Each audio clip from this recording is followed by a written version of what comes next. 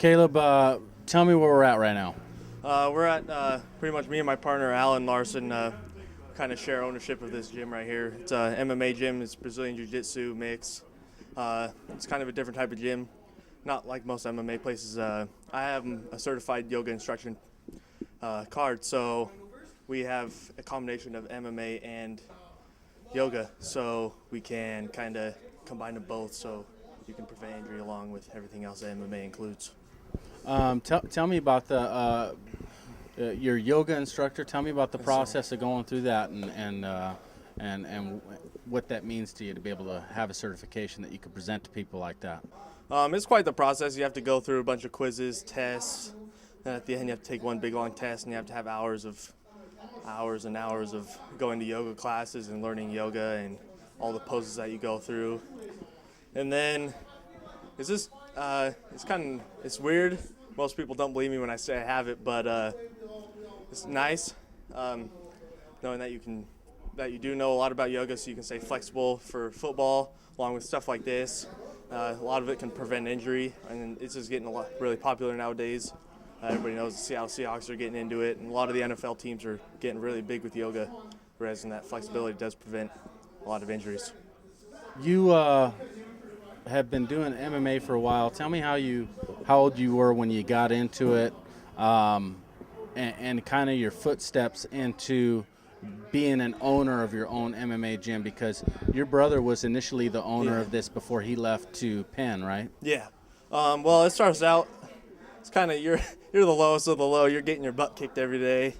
Constantly, you're always wanting to get picked, to get beat up.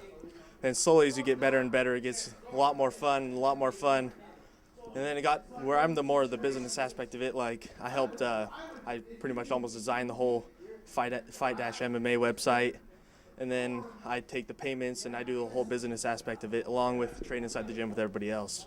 So it's really fun, and it's a challenge.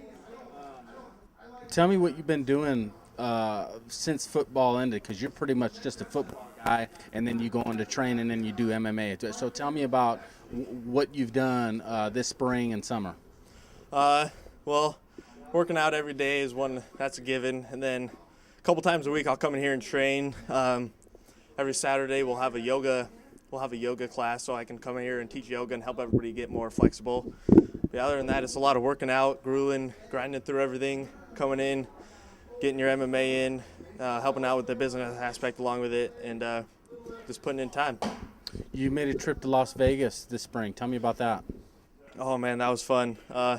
Really let you kind of show that it's really humbling that you're not near the best of what there is out there.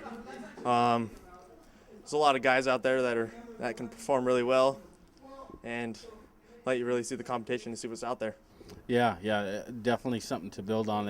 Out on the Pylon Elite Camp 7-on-7 in Las Vegas. Tell me about some of the interest you've been getting. I know Coach Graff has received a few letters, and you also got an Ivy League offer. Tell me about that. Yeah, I did a lot with Penn because my brother, everybody knows that my brother goes there, so they offered me. I've gotten a couple letters from Oregon, the University of Oregon. Got a couple from Nebraska, along with a couple from Oregon that have got sent to the school. So it's been coming in. Got a couple emails and back and forth, and a couple letters from a couple D2 schools too. So tell me about the youth class that you guys are trying to put on here at your MMA gym. You guys are trying to start a youth class. When does that start? What do you hope to achieve, and what's the price of that class? It's fun. It'll be really fun. The classes go from 5 to 7:30. We're just trying to get a lot of the youth involved along with the stuff, because a lot of the youth football teams are now getting into it, and we're trying to get the youth involved more out of sports and into what this is kind of new. It hasn't really hit the Tri-Cities hard yet. A lot of self-defense.